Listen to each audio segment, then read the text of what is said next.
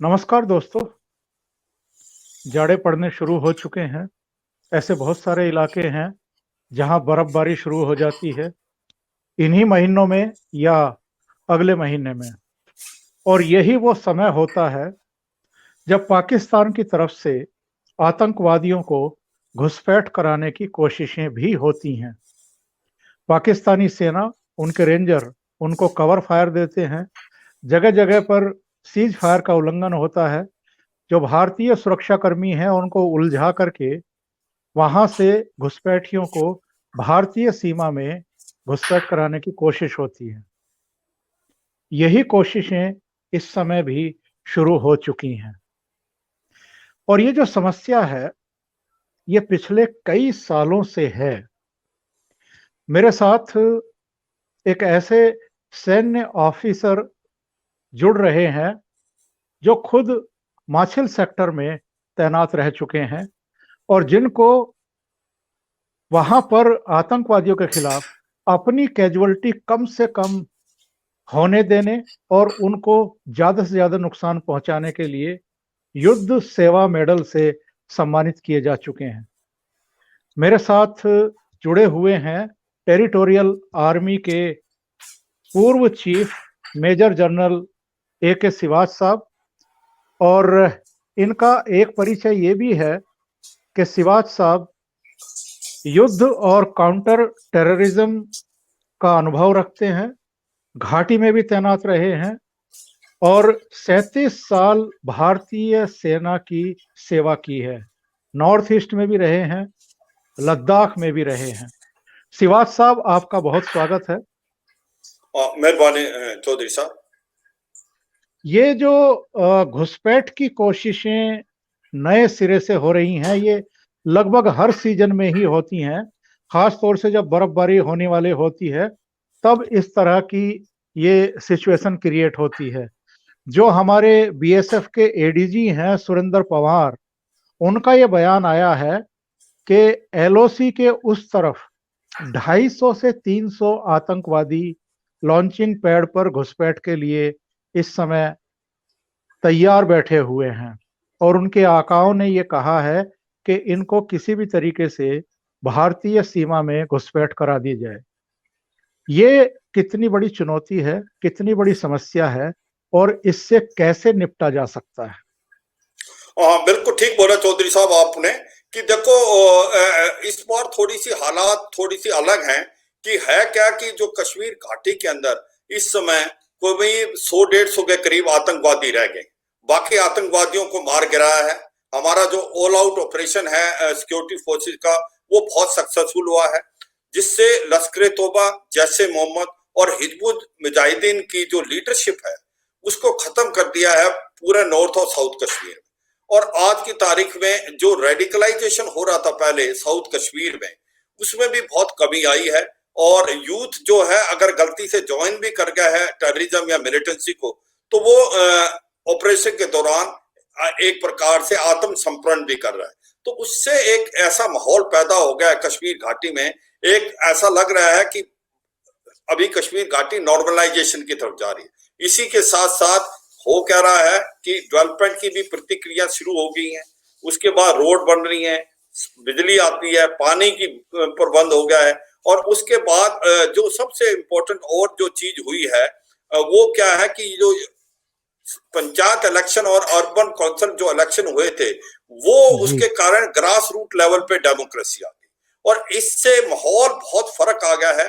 और जब से आर्टिकल 370 और 35A को हटाया गया है, उसके बाद एक बड़ी जो सिचुएशन में इतना फर्क आया है कि जो अभी बाहर से इंडस्ट्रीज भी आके सेटअप करने लगी, स्पेशली कॉटेज इंडस्ट्री, टेक्सटाइल, उसके बाद आपकी केन, कारपेट, और उससे यूथ को भी काफी हद तक एक प्रकार से एम्प्लॉयमेंट मिली। इस हालात के अंदर देखा जाए तो आज की तारीख में आईएसआई और जो डीप स्टेट है वो बुखला गया है। उनको लगता है जो कश्मीर का जो उनका एजेंडा था वो फेल हो गया है और अभी जो आतंकवाद का एक प्रकार से खात्मा होने वाला है कश्मीर घाटी में। और इसके साथ साथ जो एनआईए ने जो हवाला पैसा आता था और कहीं ड्रग से आता था, उसको भी चोक कर दिया गया है। और हुर्रियत जो कि पैसा लेती थी आईएसआई से और ये पत्थरबाजों को देती थी, वो भी एक प्रकार से हिस्ट्री हो गए हैं, उनको भी एक प्रकार से निकाल दिया पूरे सिस्टम से। और हुआ क्या है कि आज वो सिचुएशन बहुत नॉर्मल होती जा रही है। इस हालात को देखते हुए जो पाकिस्तान के आईएसआई और आर्मी है, वो चाहती है कि भाई दोबारा लीडरशिप भेजी जाए पाकिस्तान से, और पाकिस्तान से आतंकवादी नए भेजे जाएं, और इसके साथ साथ हथियार और अम्यूनिशन भेजा जाए। इसकी कोशिश कर रहे हैं, और इसी कोशिश को करने के लिए कम से कम 200 से 250 आतंकवादी आज की तारीख में लॉन्च पैड पे बैठे हुए हैं, जिसके अंदर वो ये देख रहे हैं कब मौका मिले और वो क्या एक प्रकार से इन्फिल्ट्रेट करें। और ये मौका अभी है जब पासिस में बर्फ पड़ जाएगी। शमशाबाड़ी में बहुत ज्यादा बर्फ पड़ जाती है तो ये सारे पासिस बंद हो जाते हैं, और ये कोई करीब करीब नवंबर के एंड या दिसंबर में मिडल में हो जाता है। तो इस विंडो ऑफ अपॉर्चुनिटी का वो इस्तेमाल करके वो चाहते हैं कि बर्फ ज्यादा पड़ने से पहले ये 200 से 250 आतंकवादी हैं किसी तरीके से कश्मीर घाटी में भेजे जाएं, क्योंकि अभी जो आतंकवाद की जो सिचुएशन है वो इतनी बदल गई है। कश्मीर को लगता है कि जो ये कश्मीर का मुद्दा है, इनको पाकिस्तान को लगता है वो उनके हाथ से चला गया, क्योंकि नॉर्मलाइजेशन आती जा रही है। इसको मद्देनजर रखते हुए तो अब वो डेस्परेट अटेम्प्ट कर रहे हैं, और वो करेंगे जब तक ये पूरी बर्फ ज्यादा नहीं पड़ जाती, और वो एक प्रकार पूरी कोशिश कर रहे हैं। और इसी में इनकी जो फौज है वो मदद कर रही है, वो सीज फायर वायलेशन करती है, फायरिंग करती है। इस फायरिंग का फायदा उठाते हुए ये आतंकवादी भारत की जो कश्मीर घाटी है उसके अंदर बढ़ने की कोशिश करते हैं, और ये कार्रवाई बहुत सख्ती से कर रहा है पाकिस्तान, इससे पहले कि बर्फ पड़े और पासिस बंद हो जाए। शिवाज साहब, आप खुद माछिल सेक्टर में तैनात रहे हैं 2006 से 2008 तक, और उस समय आपके नेतृत्व में आतंकवादियों के खिलाफ जो कार्रवाई चली थी उसमें अपनी तरफ का नुकसान कम हुआ था, उधर का नुकसान बहुत ज्यादा हुआ था। 2006 और 8 और अब 2020 दोनों स्थितियों परिस्थितियों में किस तरह के अंतर आप देख रहे हैं? हालांकि तब तो हमारे पास सैटेलाइट भी नहीं थे, आज सैटेलाइट हैं। हम सैटेलाइट से सीमा पार की गतिविधियों को, लॉन्चिंग पैड को, वहां जो इकट्ठा हो रहे आतंकवादी हैं उनकी हरकतों को भी देख पा रहे हैं। इसमें कोई दो राय नहीं कि बहुत बढ़ोतरी हुई है। भारत के जो लाइन जो अभी काउंटर इन्फिल्ट्रेशन ग्रिड है उसको बहुत रिफाइन किया गया है।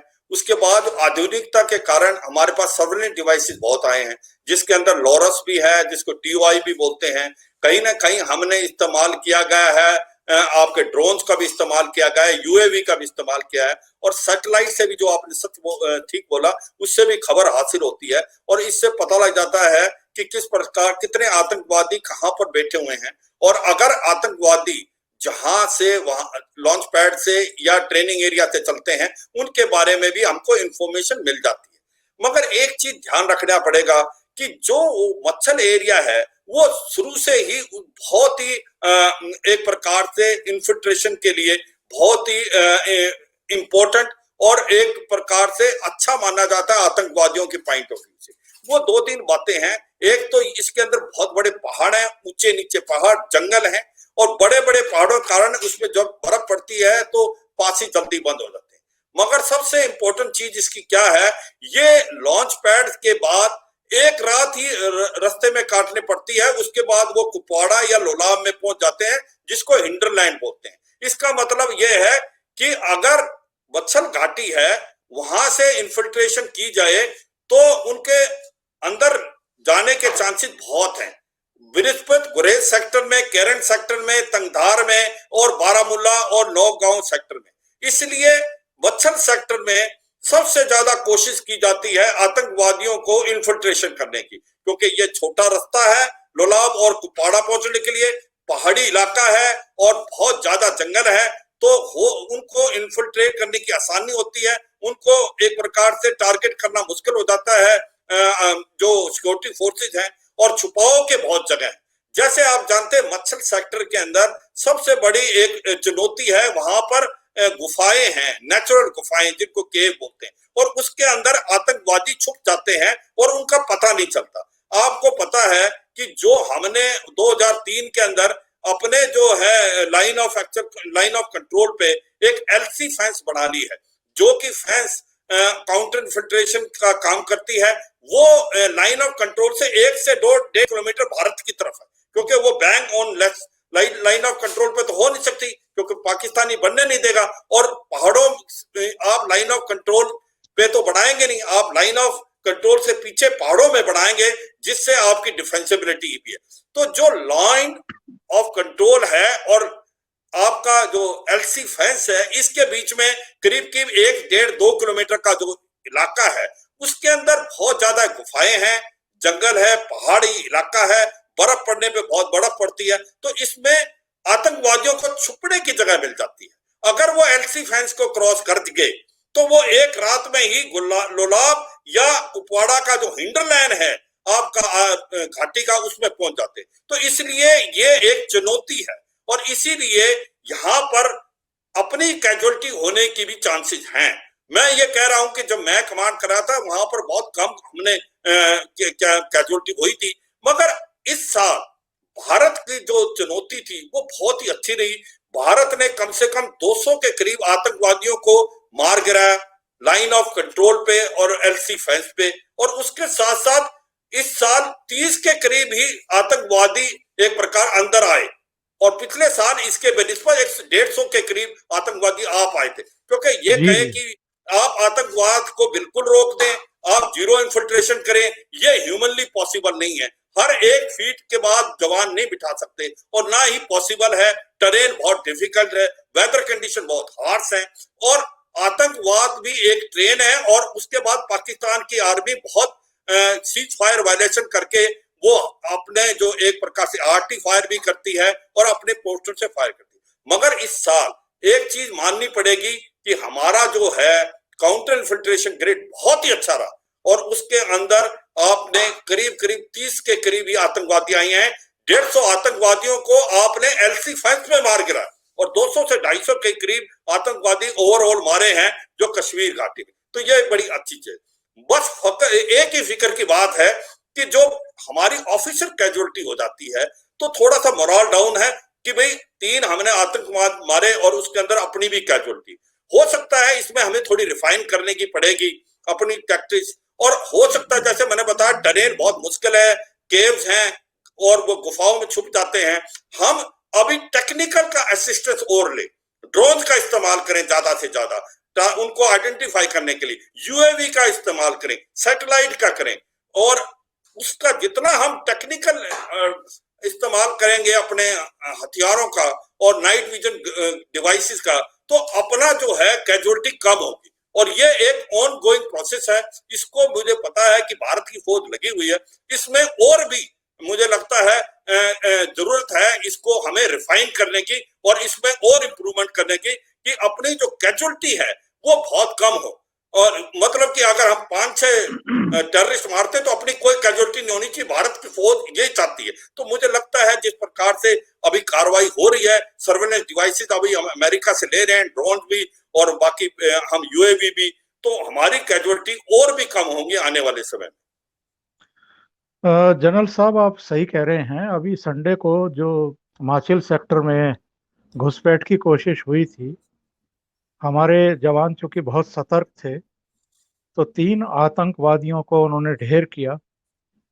2 AK-47 उनके पास से बरामद हुई, 2 AK मैगजीन बरामद हुई, 60 AK राउंड बरामद हुआ, 1 पिस्टल बरामद हुई, 2 पिस्टल मैगजीन बरामद हुई, 29 पिस्टल राउंड बरामद हुए, 1 रेडियो सेट बरामद हुआ, और 50,000 भारतीय मुद्रा उनके कब्जे से बरामद हुई। और आपने ये जानकारी भी बिल्कुल सही दी है, पिछले साल 140 आतंकवादी घुसपैठ में कामयाब हुए थे, जबकि इस साल अब तक केवल 25 ही घुसपैठ कर पाए हैं।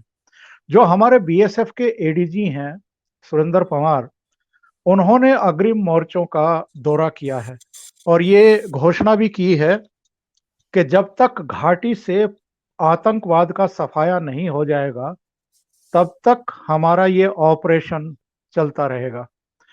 आपने ये भी बताया है कि किस तरह अपनी तरफ की, यानी जो सेनाएं हैं, जो सुरक्षा बल हैं, उनकी कैजुअलिटी कम से कम हो, उनको नुकसान कम से कम हो, इसका इसके लिए हम टेक्नोलॉजी का इस्तेमाल करें और जो जो भी हमारे पास डिवाइसेज हैं उनका इस्तेमाल करें। पर क्या वजह है इसके बावजूद कैजुअलिटी हो जा रही है अपनी तरफ से? बिल्कुल ठीक बोला। देखो चौधरी साहब, यही मैं बताने की कोशिश कर रहा था। पहले तो ये जो इलाका है लाइन ऑफ कंट्रोल का, ये फौज के इलाके के अंदर है। जो बीएसएफ की यूनिट है वो भी फौज के ऑपरेशन कंट्रोल में आती है। तो जैसे एक ब्रिगेड है, इसमें 3-4 यूनिटें हैं इन्फेंट्री की, एक आधी बीएसएफ की है। इस तरीके से मेल मिलाप है और इसमें कोई दो राय नहीं कि हमारी कोशिश है कि हम ज्यादा से ज्यादा आतंकवादियों को काउंटर इन्फिल्ट्रेशन ग्रिड पे ही बर्बाद करें, उनको मौका नहीं दें घाटी में आने का। ये एक प्रकार से चुनौती है, क्योंकि जब वो घाटी के अंदर आ जाता है तो उसको एक प्रकार से ओवरग्राउंड वर्कर मिल जाते हैं। उसको जैसे मछली है पानी में आ जाती है तो उसको तैरने के लिए आसानी है। अगर उसको पहले ही मार दिया आपने शुरू में ही, अगर वो समुद्र में बढ़ने से पहले ही, तो वो आसानी से मारी जा सकते हैं। तो इसी प्रकार आतंकवादियों को इससे पहले कि वो घाटी में पहुंचे, हमारा काउंटर इन्फिल्ट्रेशन ग्रिड इतना तेज होना चाहिए, हम इनको जिससे एलसी फेंस क्रॉस करने से पहले मार गिराए। और यही कार्रवाई हुई है। इस बार जो बताया आपने 25 के करीब आतंकवादी हैं, 150 से लेकर 200 को हमने लाइन ऑफ कंट्रोल पे ही मार दिया है, एलसी और एलसी फेंस के बीच में, और इसमें रहे। और ये सच बात है। अगर हमारे भारत की एक कैजुअलिटी भी होती है तो भारत की जो फौज का बहुत दुख होता है, क्योंकि वो भारत का पुत्र है जिसको भारत गवाता है, और इसके लिए एक प्रकार से हमें दुख होता है। और यही है कार्य करने की कि किस तरीके से हम अपनी टेक्नोलॉजी को इस्तेमाल करें, सर्वेलेंस डिवाइस को लें, ड्रोन का इस्तेमाल करें, यूएवी का करें, लोरस और टीओआई जो नाइट विजन डिवाइस है उसका इस्तेमाल करें, और अपनी कम से कम जो है कैजुअलिटी करें। अपनी जो ट्रेनिंग है उसको भी रिफाइन करें और अपने हथियार अच्छे से अच्छे लें। और ये एक डायनेमिक प्रोसेस है, इसके ऊपर कार्रवाई हो रही है। और भारत ने अभी आपको पता है कि नई जो है असॉल्ट राइफल ले लिए 6 और 716 अमेरिका से, नए ड्रोन लिए हैं, यूएवी भी लिए गए हैं, और इसके बाद हमने सर्वेलेंस डिवाइसेस भी लिए हैं। तो भारत इसकी तरफ कोशिश कर रहा है कि अपनी कैजुअलिटी कम से कम हो, और मुझे लगता है आने वाले समय में हम इसके ऊपर बहुत सक्सेस करेंगे। मैं एक ही चीज कहना चाहूंगा कि आज भारत का जो सिक्योरिटी फोर्स का काउंटर इन्फिल्ट्रेशन ग्रिड है बहुत मजबूत है, और ये पाकिस्तान को भी पता है। वो बुखला गया है कि वो आतंकवादी भेद नहीं पा रहा, और जो आतंकवादी कश्मीर घाटी में थे उनका काम तमाम कर दिया गया है भारत की सिक्योरिटी फोर्सेज ने, और करीब करीब 150 के करीब रह गए हैं। उनका भी मुझे लगता है 1 से 2 साल में खात्मा हो जाएगा। और आज की तारीख में ओवरग्राउंड वर्कर जो कि टेररिस्ट की मदद करते थे वो भी एक प्रकार से पकड़े गए हैं, उसमें भी कमी आई है। रेडिकलाइजेशन भी बहुत कम हो गया है, डेवलपमेंट हो रही है, एम्प्लॉयमेंट की स्कीम बन गई है, और ग्रास रूट लेवल पे डेमोक्रेसी आ रही है। जिस प्रकार से आपके पंचायत इलेक्शन हुए हैं और अर्बन डेवलपमेंट के काउंसिल के इलेक्शन हुए हैं, तो और मुझे लगता है कि आने वाले समय में सिचुएशन कश्मीर घाटी में और भी इंप्रूव। जनरल साहब, ये भी सूचना मिल रही है कि एक दिन पहले पुंछ और राजौरी में जो अग्रिम चौकियां हैं वहां का दौरा खुद जो उत्तरी कमान है उसके लेफ्टिनेंट जनरल जोशी साहब ने किया है, वाई के जोशी साहब ने किया है। जवानों की हौसला अफजाई की है, और उन्होंने ये दौरा ऐसे समय किया है जबकि सीमा पार करीब करीब 250-300 आतंकवादी घुसपैठ की फिराक में बैठे हुए हैं। ये जो प्रोएक्टिव जो रवैया है इस समय, अप्रोच है इस समय सेना की, सुरक्षा बलों की, कि वो घुसपैठ करें उससे पहले अपनी तैयारी करिए और उनको वहीं न्यूट्रलाइज करिए, सीमा पर ही करिए। और शायद इसी प्रोएक्टिव जो नीति है, पॉलिसी है, उसी का नतीजा है कि आतंकवादियों को जम्मू कश्मीर से इस तरफ आने ही नहीं दिया जा रहा है। 2014 के बाद मुझे तो याद नहीं पड़ता है कि जम्मू कश्मीर के अलावा भारत के किसी भी हिस्से में कोई बड़ी वारदात ये लोग कर पाए हों। तो ये जो नई दिल्ली से एक तरीके से चाहे हथियार देने की बात हो, अत्याधुनिक टेक्नोलॉजी देने की बात हो, जवानों का, अधिकारियों का हौसला बढ़ाने की बात हो, उन्हें फ्री हैंड देने की बात हो, उसका भी जमीन पर असर दिखाई दे रहा है। हाँ बिल्कुल ठीक है। देखो चौधरी साहब, ये इसमें कोई दो राय नहीं कि जो गवर्नमेंट की पॉलिसी बहुत क्लियर है, जीरो टॉलरेंस फॉर टेररिज्म, और मुझे लगता है कि ये प्रेजेंट गवर्नमेंट है उसने बिल्कुल छूट दी हुई है कि जो ग्राउंड लेवल पे आपके फॉर्मेशन कमांडर्स हैं वो जो एक्शन लेना चाहते हैं ले सके, मगर इन्फिल्ट्रेशन नहीं होने देंगे। और ये एक बड़ी अच्छी बात है कि जो आने वाले समय में कि हम एक प्रकार से बिल्कुल तैयार हैं। देखो, इसमें दो तीन चीजें बहुत इंपॉर्टेंट हुई हैं कि अब जब से हमारे पास रफेल आ गए हैं, अब हमारी वो भी काबिलियत हो गई है कि आने वाले समय में हम अपने यहीं से रहते हुए जो लॉन्च पैड हैं दुश्मन के या आतंकवादियों को, उनको हम मार गिराएं। हमारे पास अभी स्कैल्प मिसाइल आ गई, तो अब आने वाले समय में मुझे लगता है कि हम ऐसे आधुनिक हथियारों का इस्तेमाल करेंगे जिसके कारण हम अपनी कैजुअलिटी ऐसा मौका ही नहीं दे कि वो इन्फिल्ट्रेट करें। क्यों नहीं हम पाकिस्तान के अंदर ही जो आतंकवादियों के अड्डे हैं उनको मार गिराएं। और यही अभी आगे आने वाले टाइम में प्रोएक्टिव स्ट्रेटेजी है कि ऐसा किया जाए कि अगर पाकिस्तानी जो आईएसआई है आतंकवादियों को जो श्रेय दे रही है, लॉन्च पैड पे बिठा रही है, इससे पहले वो लॉन्च हो, हम उनको ऊपर फायर करके जिस प्रकार से अमेरिका ने अफगानिस्तान में किया है, और ये ही कार्रवाई अब मेरे को लगता है आने वाले टाइम में भारत करेगा कि उनको वहीं मार गिराए कि इससे पहले वो सोचे भी भारत की तरफ आने में। और ये हमारे पास हथियारों में काबिलियत आ गई है, स्पेशली रफेल के आने से। जो इसके पास स्कैल्प मिसाइल है जो एयर टू ग्राउंड है, जिसकी 500 से 600 किलोमीटर रेंज है, उससे हम ये कार्रवाई कर सकेंगे। और अभी हमारी काउंटर इन्फिल्ट्रेशन ग्रिड बड़ी रोबस्ट हो गई है, चाहे वो आप स्टार्ट हो जाती है आपका कठुआ से लेके आपके पूरे के पूरे गुरेज सेक्टर तक। हम एक जो है बहुत तगड़ी काउंटर इन्फिल्ट्रेशन ग्रिड है, और हमारा यकीन है कि अगर आतंकवादी कोशिश करेंगे इन्फिल्ट्रेट करने की, तो उसको जहां जल्दी से जल्दी एलसी और एलसी फैंस के अंदर ही उसको बर्बाद किया जाए। बहुत बहुत धन्यवाद शिवाज साहब, आप जुड़े और जो घुसपैठ की जो समस्या है और उससे निपटने की जो भारतीय सेना की और सुरक्षा बलों की नीति और रणनीति है, उस पर आपने बहुत विस्तार से प्रकाश डाला। बहुत बहुत धन्यवाद आपका। Thank you very much. जय हिंद। Thank you.